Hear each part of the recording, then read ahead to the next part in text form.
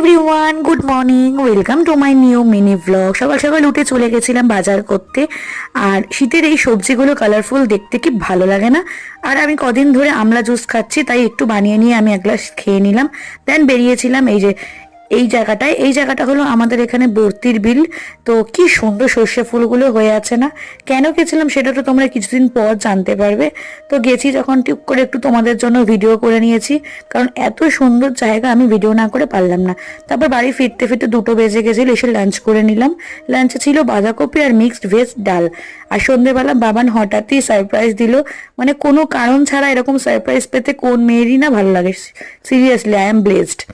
তো আমি তো ভীষণ খুশি হয়ে গেছিলাম, মানে বলে বোঝানোর মতো নয়। তারপর আগের দিন মেলা থেকে এই বাদামগুলো নিয়ে এসেছিলাম, যেটা বাচ্চাদের মতো আমরা দুজনে ভাগে ভাগে করে খাচ্ছিলাম।